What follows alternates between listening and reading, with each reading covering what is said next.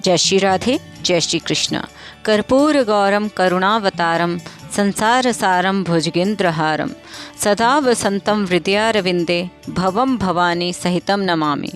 भगवान शिव, जिनका एक नाम आशुतोष भी है, जो जल्दी से रीझ जाते हैं, संतुष्ट हो जाते हैं, और भोले भंडारी भी हैं जो भोलेनाथ हैं। हमेशा भोले भाले शिव अपने भक्तों पर शीघ्र प्रसन्न होकर उन्हें आशीर्वाद देते हैं। भगवान शिव की अन्य कथाएं आपने सुनी होंगी, परंतु शायद ही यह कथा आपने सुनी हो जब महादेव ने माता पार्वती को भीलनी होने का शाप दिया था, और उसके पश्चात भगवान शिव और पार्वती माँ का मिलन कैसे हुआ। आइए चलते हैं कथा की ओर। महादेव शिव और देवी पार्वती का एक दूसरे के प्रति अत्यंत दृढ़ प्रेम है, जो किसी तरह भी टूट नहीं सकता।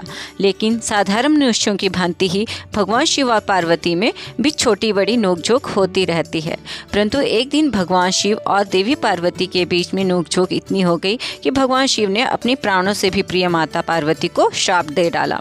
माता पार्वती हमेशा भगवान शिव से जन्म मृत्यु के भेद के, इनके बंधनों से मुक्ति तथा अमरत्व के युक्ति के संबंध में सवाल किया करती थी, उनका वृतांत पूछा करती थी।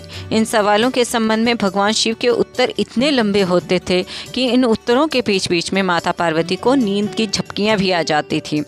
एक दिन किसी कारण भगवान शिव का स्वभाव उखड़ा हुआ था तथा देवी पार्वती उनके पास आकर वेदों के बारे में पूछने लगी। शिव ने जब उनसे किसी और इस विषय में चर्चा करने की बात कही तो माँ पार्वती ने जिद करी।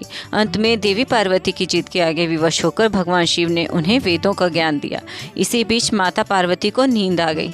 जब भगवान शिव की नज़र माता पार्वती पर पड़ी तो क्रोधित हो गया और क्रोध में आकर उन्हें भीलनी होने का श्राप दे दिया।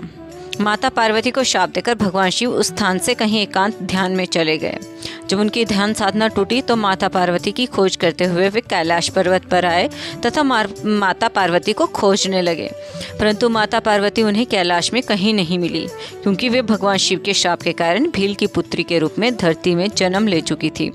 भगवान शिव पार्वती को न पाकर विचलित हुए, परंतु उसी समय नारद जी उनके सामने प्रकट हुए और उन्हें दिलासा दी।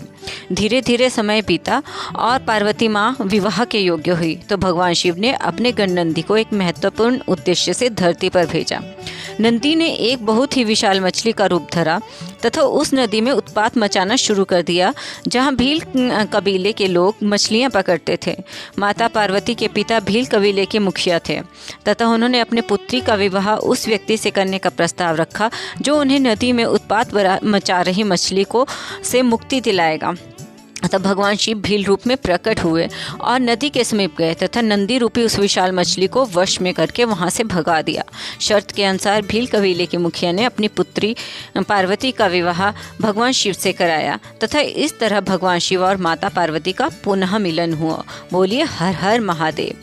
भक्तों, आपको माता पार्वती और शिव जी के पुनर्मिलन की यह कथा कैसी लगी? यदि पसंद आई तो कृपया इस वीडियो को लाइक करें और शेयर करें तथा हमारे चैनल को सब्सक्राइब करें। जय श्री राधे, जय श्री कृष्ण।